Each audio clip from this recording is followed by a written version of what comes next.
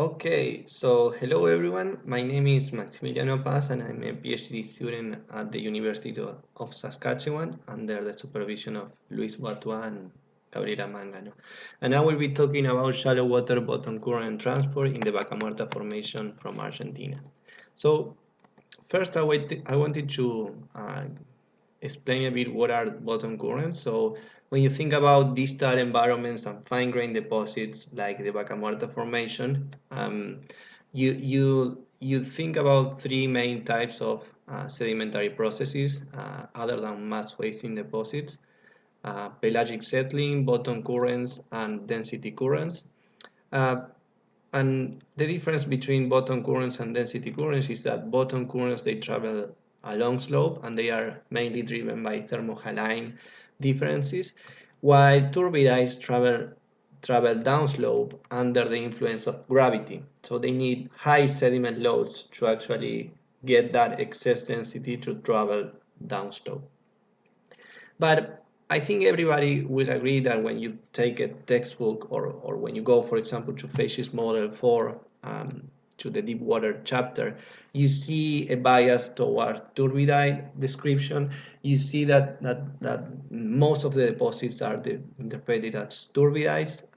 And actually, if you take a look at the sequence stratigraphic framework for deep water deposits, they consider channels and turbidites and mass wasting deposits, but they don't consider bottom currents. And so there is a bias towards turbidites, and for this presentation we wanted to show bottom current influence that occurs all along the world, but has been typically overlooked.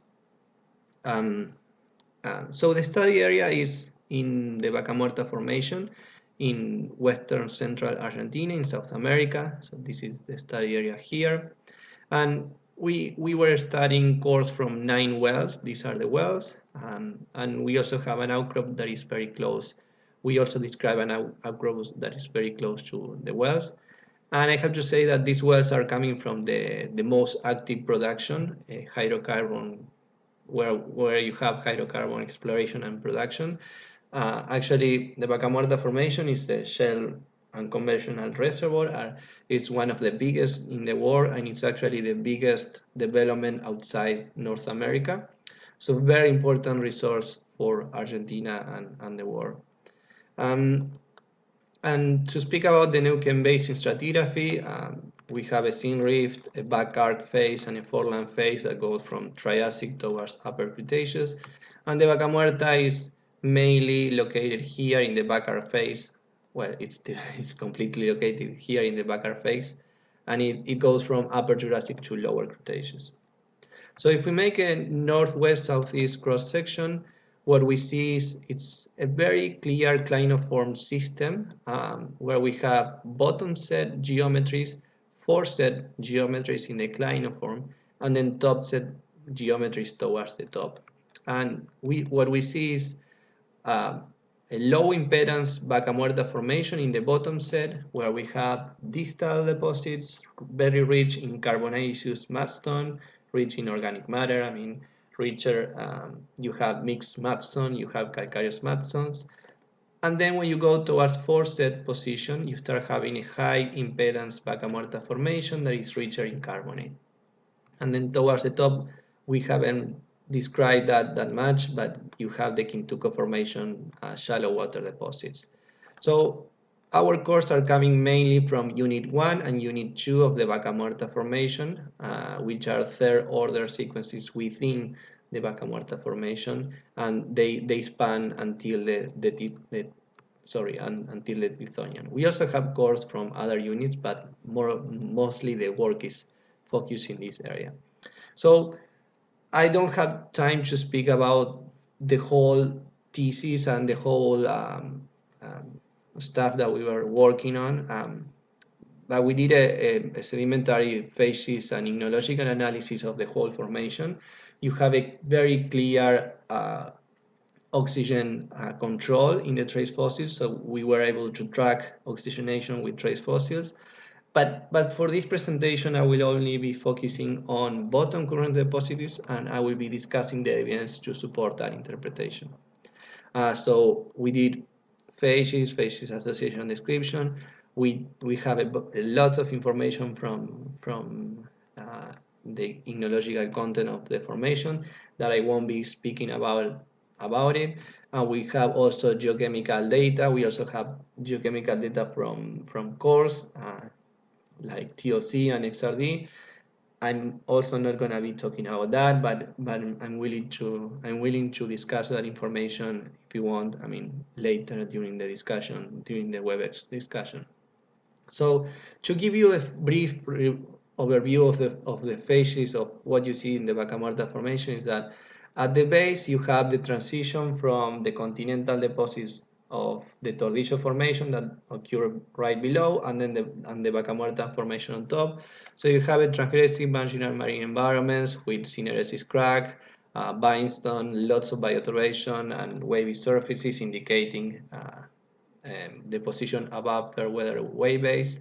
And last week, actually, we got accepted this paper on the Vaca Muerta transgression, so you are free to look at it.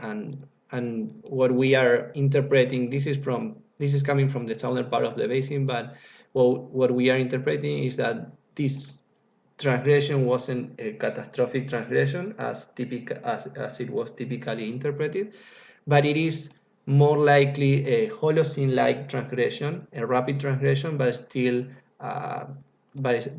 preserving marginal marine deposits. If you go towards the proper Vaca Muerta, I mean the area that is richer in organic matter and is actively exploited by the companies, you see carbonaceous mudstone, parallel laminated mudstone with some tuff intercalation, some mixed mudstones. You have TOC contents from 3 to 8%.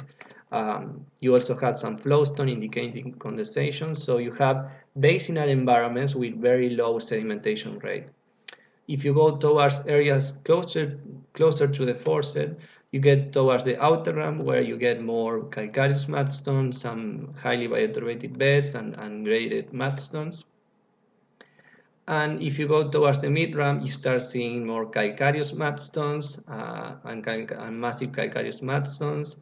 And also in the shallower position of the mid-ram, some wavy surfaces indicating the position close to the storm wave base. Other lithophases are graded mudstones, some interpreted as sediment gravity flows, some hammocky interpreted as tempest tides, lots of tuff intercalating in the formation, and microbial mats.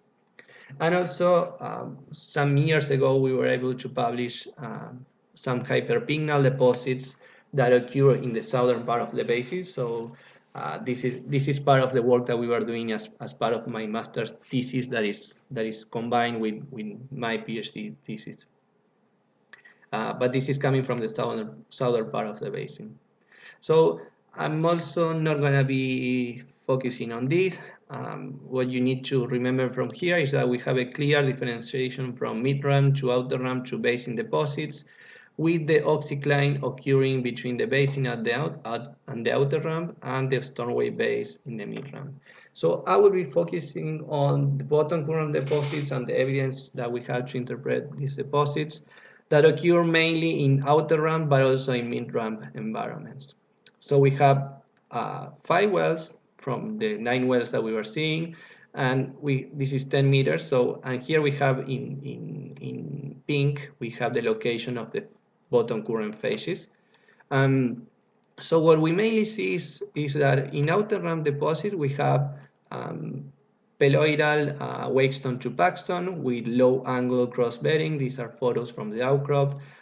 In the cores we can see current ripples.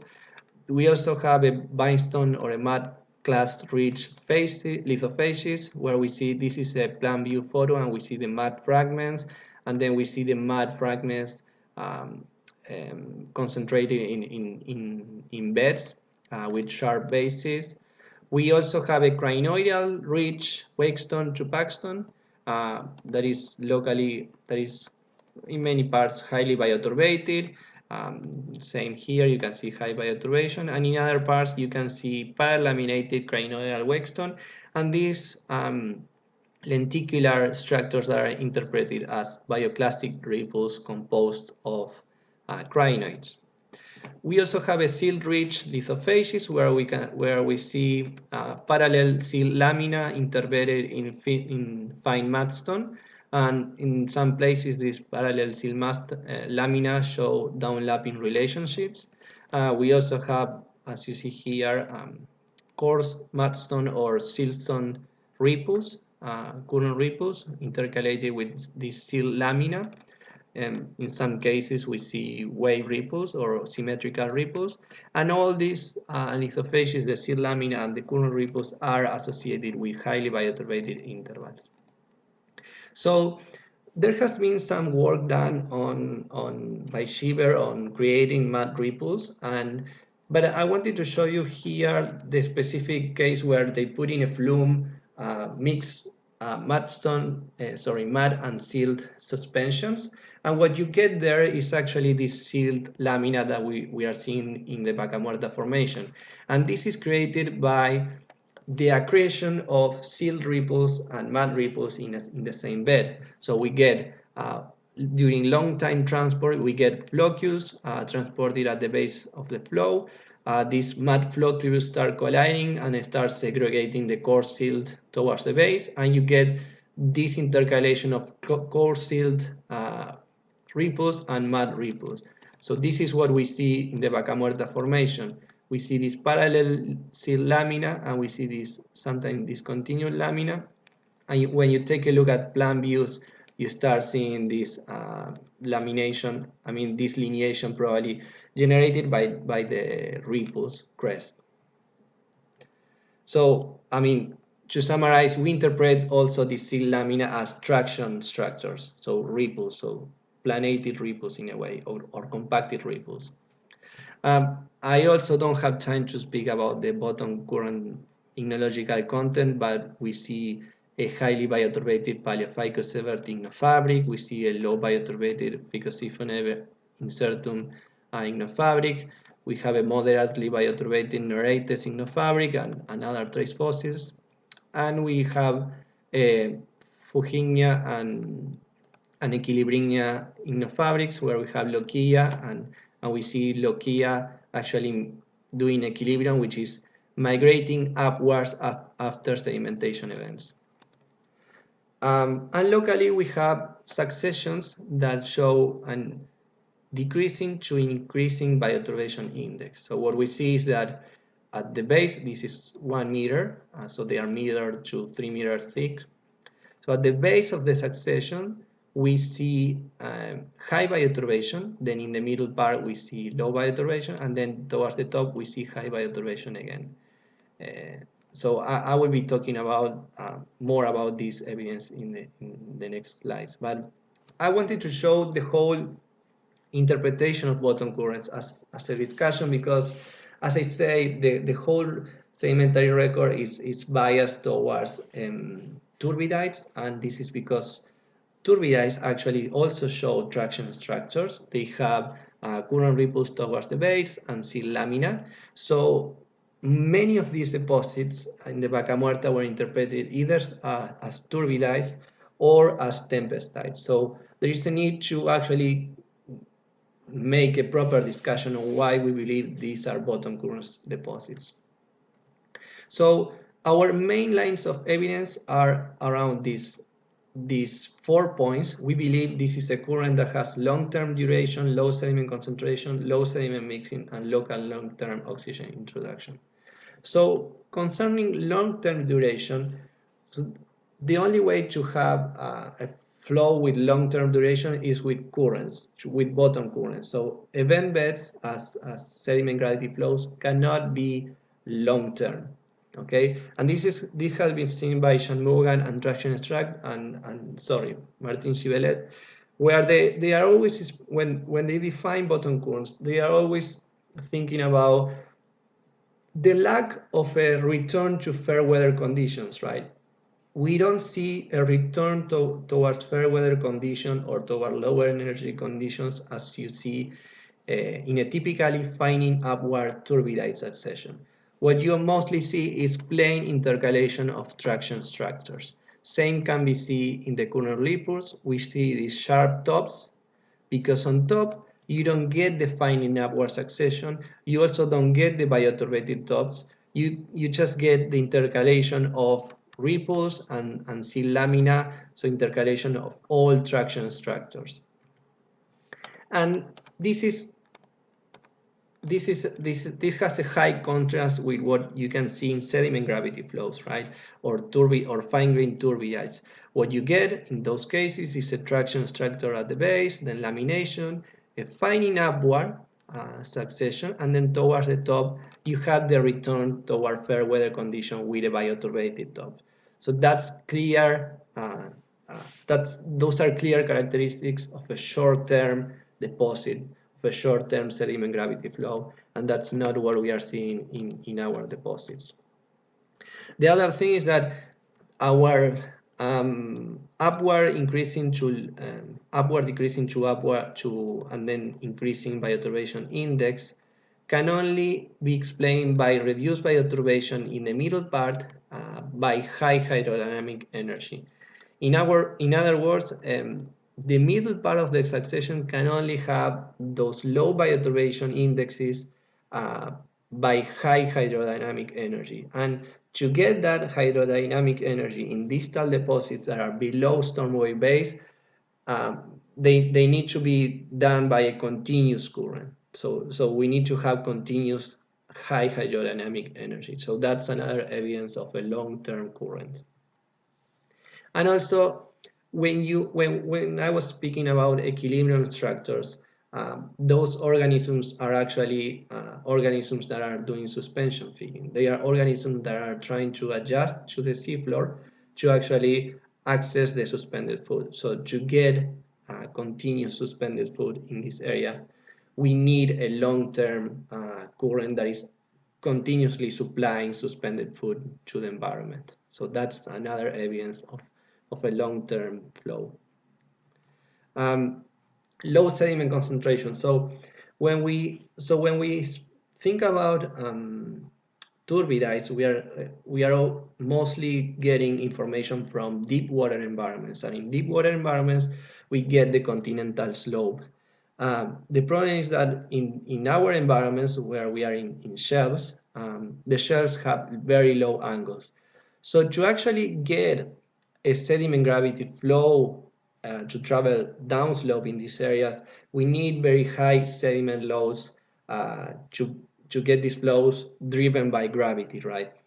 The other problem with fine-grained deposits is that the mud is actually having lots of electrostatic bonds that tend to dampen turbulence.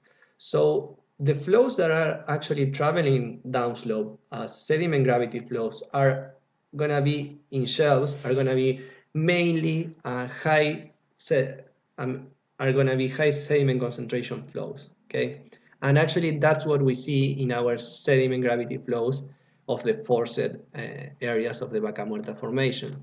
We see load casts, we see massive structures, we see maston intraclast, all evidences of a high sediment concentration flow. So the high abundance of traction structures, as I was showing you in the bottom current deposits, are telling us of a low sediment concentration flow that for the specific environment of the Vaca Muerta can only happen by bottom currents. Low sediment mixing, this is telling us of a flow that is actually reworking the sediment that is autochthonous to the area. You don't see alloctonous sediment, you just see reworking of, in this case, crinoids, or in the case of the mud class rich deposits, you just see mud class. So low sediment mixing is also telling us of a flow that is not transporting sediment downslope. Okay, and local oxygen introduction. So locally we see, or in many cases, many of the cases of the bottom current deposit has these highly bioturbated intervals, And those highly bioturbated intervals can only be produced by local long-term oxygen introduction. And we know that that can only happen by bottom currents. So this is a very clear, this is a very typical and famous example of the Santa Barbara Basin, where they measure the oxygen content in the Santa Barbara Basin after a turbidite deposits, uh, after a turbidite event, in December 69, and we see an increase in oxygen, but then just 1 month later we see a decrease, a return towards normal oxygen deficient condition. So this is telling us that sediment gravity flows like turbidites, they cannot really sustain long-term oxygen, long-term oxygenation in distal environments. So I'm going to leave you here. We will speak a bit about the origin of the current, but I'm going to probably leave you with more questions than certainties, because this is an area of a lot of work that is still being done. But the typical interpretation of these bottom currents, shallow water bottom currents deposits, are that they are produced by wind-driven or tide-driven bottom currents, or also storm flows. But I just wanted to show you one example from the Gulf of Lyon. This is in the Mediterranean Sea, and this is the shelf.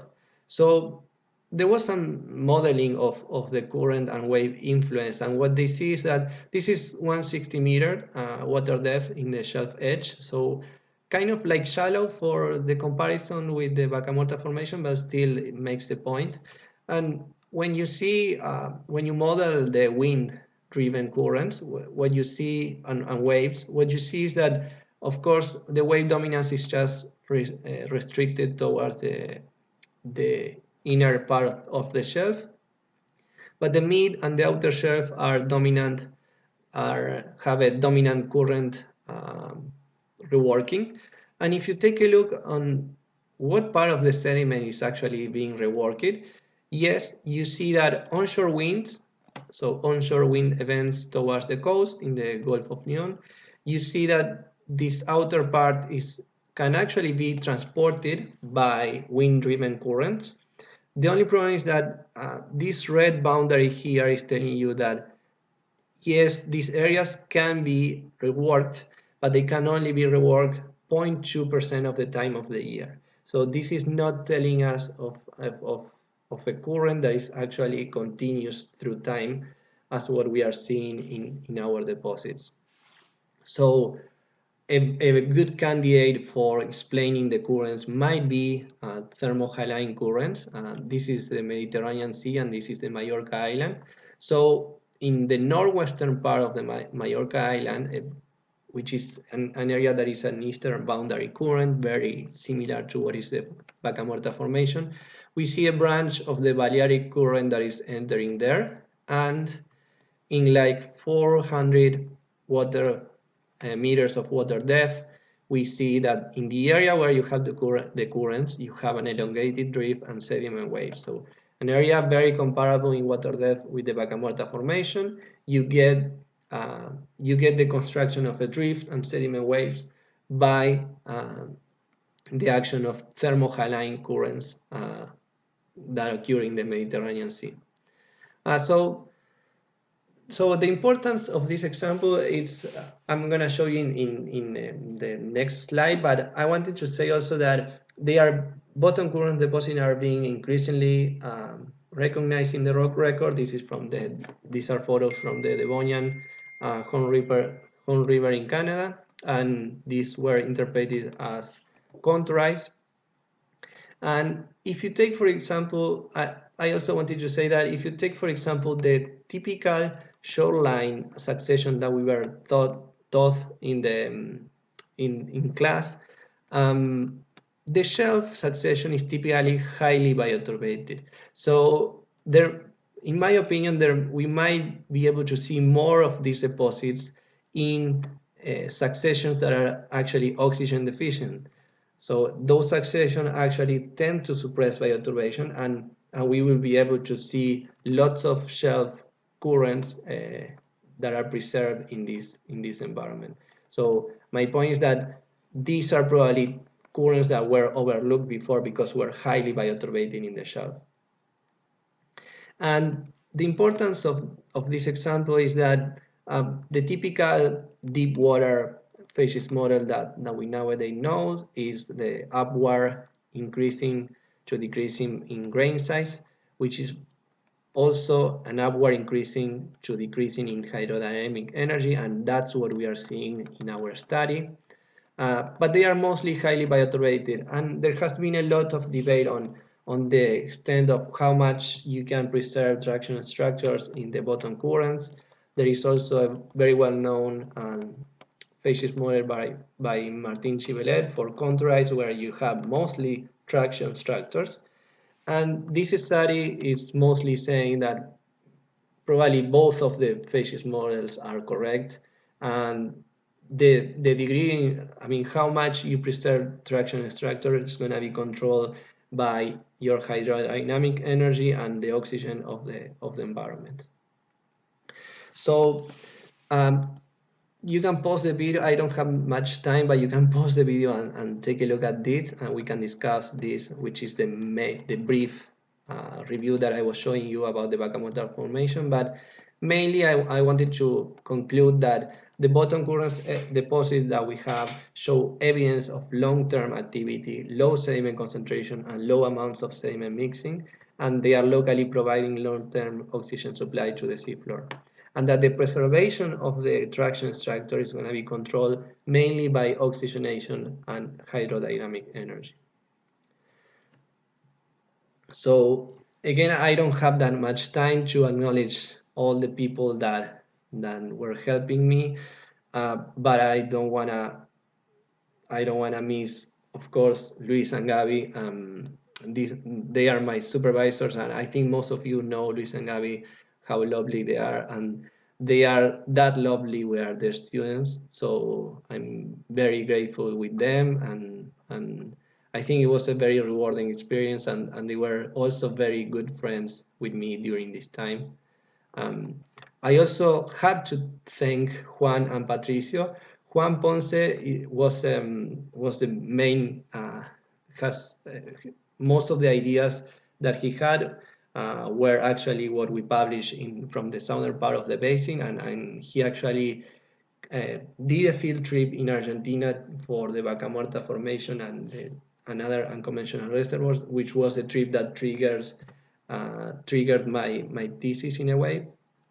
And Patricio is in a way the mastermind behind all the things that I was showing you today. He was the one that had this idea of the bottom currents and chondrites, and he was the one that showed us the cores and managed to get many of the cores.